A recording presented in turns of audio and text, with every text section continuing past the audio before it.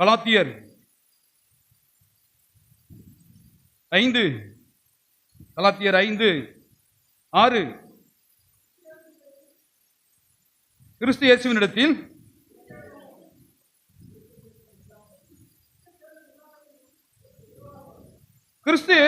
விருத்த சேதனமும் விருத்த சேதனம் இல்லாமையும் ஒன்றுக்கும் உதவாது. அன்பினால் கிரியை செய்கிற விசுவாசமே. கவனிங்க, அன்பும் விசுவாசமும் புருஷன் பொண்டாட்டி மாதிரி. இது இல்லாம அது இல்லை, அது இல்லாம இது இல்லை.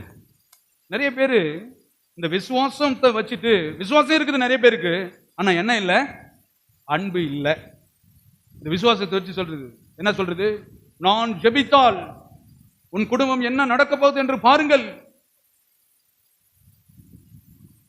நான் ஜெபித்தால் நடக்கவே மாட்டேன், அந்த மாதிரி நான் செஞ்சிருவேன். ஏன் இந்த வார்த்தை வருது தெரியுமா? விசுவாசம் இருக்குது, ஆனா என்ன இல்லை.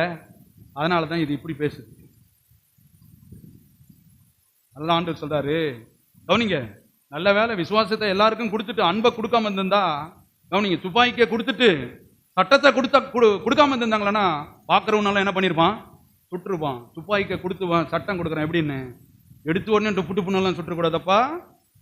கவனிங்க, எப்படி கொடுக்குறாங்க சட்டம்? உன் உயிருக்கு ஏதாவது ஆபத்துகள் நேரிடு வருகிற சூழ்நிலையில் அதுவும் ஆதாரத்தோட தான் என்ன பண்ணா செய்யணும். நோவாவின் காலத்தில் நம்ம ஆண்டவர் ஆதாரத்தோட பண்ணாரு.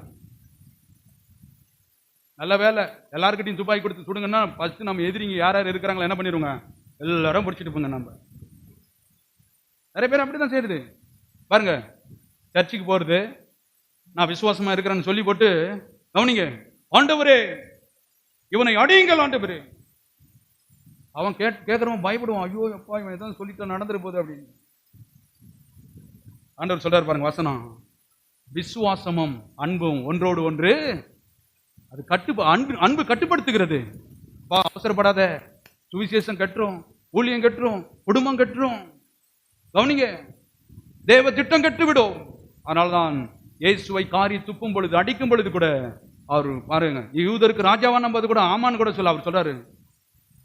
இப்படிதான் சொல்றாரு. எல்லா விஷயம் தெரிஞ்சவன் தன் குடும்பத்தை என்ன பண்ண மாட்டான்? எடுத்துக்கவே மாட்டான். என்ன அதான் சொல்றாரு, அவனவன் தன் தன் சுயேட்சியினால் இழுக்கப்பட்டு. இல்லையா? பிரச்சனைக்கு காரணம் அவர் இல்லை, அவர் நல்லவர். இந்த நல்லவரோடு நீ கரங்கோக்கல, நல்லவருடைய வார்த்தையின்படி வாழல, நல்லவருடைய வார்த்தையின் அன்பின்படி நீ செய்யல, அதான் பிரச்சனையே. இவங்க எடுத்துக்கிறது அதிகாரத்தை கையில் எடுத்துட்டு, நான் என்ன பண்ண போறேன் பாரு, நான் எப்படி ஜெபிக்க போறேன் பாரு. நான் அதனால தான் பாருங்க இந்த மாதிரி பாட்டுங்கள் எல்லாம் கேட்டுன்னு வருவேன். ஏன்னா லைனுங்க எதனா எல்லாம் நல்லா இருக்கும், ஏன்னா ஒரு லைன் சரியில்லை, நமக்கு பாட்டே வேணான்னு வருவேன். ஒரு முறை கவனிங்க என்ன நடக்கிறது பாருங்க. ஒரு முறை சமரியாவுக்கு போறாரு இயேசுநாதர். எங்க போறாரு? சமரியாவுக்கு போறாரு. அவங்க சமரியர், இவர் யூதர். ஜாதி பிரச்சனை பார்த்துருக்கீங்களா? இங்கே நம்ம ஊர்ல கூட போயிட்டு வீடு ஏதாவது காலி இருக்குதான்னு கேட்டு பாருங்க. யாருக்குன்னு கேட்டு இவங்களுக்கு தான் அப்படின்னு நினைச்சுக்கேன், நாங்கள் அவங்களுக்கெல்லாம் என்ன தர மாட்டேங்க. இவர் சமரியார், இவர் யூதர். சமரியார்கிட்ட போய் கேட்குறாங்க சீசர்கள், இது மாதிரி ஏசு வந்திருக்கிறாரு, இன்னைக்கு நைட் அங்கே தங்கணும், கொஞ்சம் ரூம் கொடுங்க அப்படின்னு. அவங்க சொல்றாங்க, யூதருக்கெல்லாம் நாங்கள் சமரியார் என்ன பண்ண மாட்டேங்க, தர மாட்டேங்க. உடனே சீசர்களுக்கு கோவம் வந்துடுச்சு. கோவம் வந்து அங்கே நேரம் வந்து வேதத்தை வாசிச்சு பாருங்க. ஏசு கிட்ட சொல்றாங்க, ஆண்டவரே எலியா அன்றைக்கு ஜெபித்து வானத்திலிருந்து என்ன இறக்கினார்? அக்னியை இறக்கி 52 பேரை என்ன பண்ணாரு? பட்சித்து போட செய்தார். நம்மளுக்கே ரூம் தர மாட்டேன்றாங்க. நம்ம பவர் என்னன்றது என்ன பண்ணுங்க, காமிங்க ஆண்டவரே அப்படின்னாரு. ஏசுநாதர் என்ன பண்ணியிருக்கணும்? காமிச்சிடலாம்ப்பா அப்படின்னு நான் சொல்லியிருக்கணும். அவர் சொன்னாரு, உங்களுக்குள் என்ன ஆவி, என்ன ஆவி இருக்கு? நைட்டும் பக்கம் என் கூட இருந்துட்டு என் வார்த்தையை கேட்டுட்டு இந்த மாதிரி ஆவியா ரூம் தரத்துக்கு பவரை கட்ட விழிச்சு விட்டு எல்லாரும் க்ளோஸ் பண்ணலான்னு சொல்றீங்க நீங்க. நிறைய பேர் அப்படிதான், நான் யார் தெரியுமா, நான் ஜெபிக்கிறவன், காமிக்க போறேன் பாருங்க.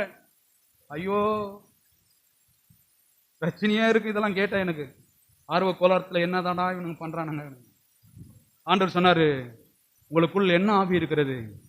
நான் இதை செய்ய வந்து உலகத்துக்கு வந்திருக்கிறேன், பார்க்குறவனெல்லாம் கோபத்தில் அழிச்சு விட்டு போறதுக்கு வந்தேன். ஒருவனும் கெட்டு போகாதபடி என்னுடைய நித்திய ஜீவனை கொடுத்து அவர்கள் மேல் இவ்வளவாய் அன்பு கூற வந்தேன் என்று கரங்களை தட்டி தேவனை மேம்படுத்துவோம்.